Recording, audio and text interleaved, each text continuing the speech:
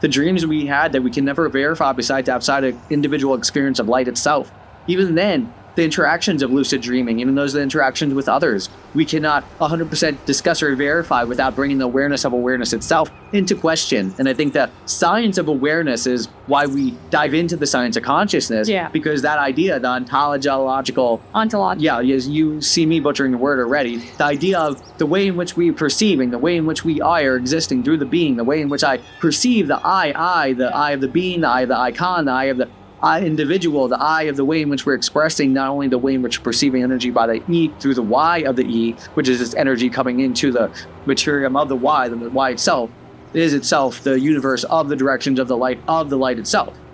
Speaking, it's why we can have astrology is because of the Y, but at the same time too, I, by spelling it EYE versus I as a letter, I individual, like I am, this is still speaking the same visual form out into the world, out into being. And we're coming not only into our form of understanding this, understanding vibrations, understanding electricity, not only in the concept through the EMF poisons, we are getting through not only the technology, but through the understanding of the silica aspect of crystallization being an amplification of light, in which case you see not only reverberance of continuance, but certain things like crystals playing a big role in not only protecting us, but shaping us, how we perform not only abundance into our life, but to shape and give ourselves our best of being, best of potential, best of attraction. And I think that too, that when you look at not only the development of all this coming into play, we are taking them as tools, keys that we can then use to unlock more doors, to unlock new answers and solutions that are going to solve things, not only by our own nature, but by the individual being called to do so. I know by my nature, I'm called to do what I do. I can see it by my name. I can see it by the numerology, you can say. It's the expression of itself. I don't like the numerology because it's a systematic rule. I like the way of using natural philosophy to see things in nature. It's not the way of using nature to shape it. It's using nature as a principle. By a principle, you have a philosophy, not by the nature of what it is, but by the nature of what we can see. By experience, we can take in a lesson. And by seeing that happen in nature, we know it connects and arrives by nature. It rises by nature. So we can speak the nature language. And that language is speaking to us, not by the voice we create through the language constructed, but even our constructed language, we can conduct the same natural performances. That's why we have the art of symbolism as much as we have the ability to create, to speak, to be, to understand and break down not only our past, to understand not only what came before us, but that we had an enrichment inside.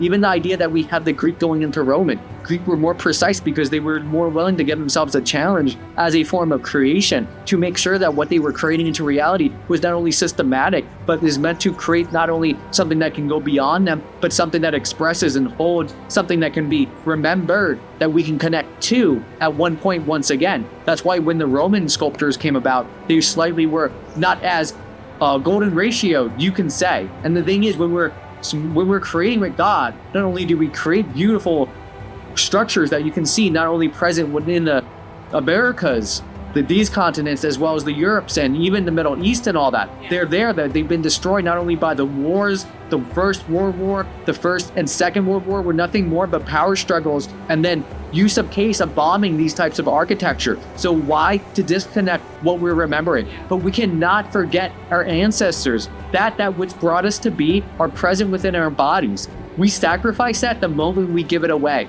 We are the caretakers of our body, and we are just as much responsible to rise to the ancestors that are there to show up for us that we might not even be present for. We might call them angels. We might call them spirit guides. We might call them just the nature being nature of synchronicity, giving us the messages in our reality as we need it. Even the message of our animals knowing to connect.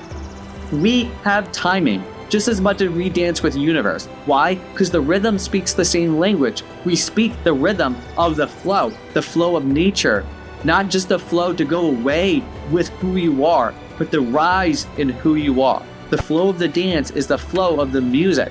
Our music is nothing more than what we create into being. We create art into music, which is why we're calling them artists. We create visual art just as much as we're creating expressional art. We're creating modern art as concept to challenge the mind, but now we're creating arts of consciousness where the nature of human life is the art. Yeah. We are arriving at that. When we can see AI generating, we're seeing life generate the art itself. We can see in ourselves generations of us perceiving the video generations as generations us able to perceive the generations of what we can do through us. It's going to become fractal because everything is. When we can see as above, so below, we're seeing as without, so within, because not only are we able to bring these principles into a processing, but it has to come into existence of being because it's reverberating its same essence to arrive into that form from the form that has come prior. So it has to have come out not only in the verbal spheres of the connecting balances of what you can call our central sun, our heart of what we are, then you will see that we are nothing more but the emittance of that coming together into the age, being aligned to be more connected to the light it's receiving. So in which case, it's an extension of fractalness. We are becoming aware of ourselves. When we become aware, what people call alien, what people call entities, what people call spiritual, whether we're doing it in our lucid dream, our light bodies, our astral bodies, however you want to give it this title in which you're perceiving light itself as a function of operation, just as much as you can be carbon, your body functions, your water's electrical, the way we're functioning through the material of Earth, through the spirit of the sun, the heart of the spheres we are coming in through bodying of the light of the stars as well, which is why we have the flavors. We have a lineage towards which light we're flavored by, just as much as each of the principles of the planetaries are nothing more but the heart of the light's particular angle of breath at that time. How much breath, how it's breathing, where it's breathing, and what it's breathing. And ultimately, the what part is always up to us. That's why we're gifted this free will. That's why we can say what we can say. And that's why we can speak this. Not only so we recognize it, but we also speak it because it's coming out into awareness. It's coming out into this material. And if we're becoming aware of awareness in material, do we extend the ability to bring that to ability? But we bring it by manifesting it. And then all we have to do is get out of our own way. It's not about the views on the internet because those things are platforms. What we give the energy to, that energy is always based off who owns the energy platform, because that is the direction of where your circuitries lie.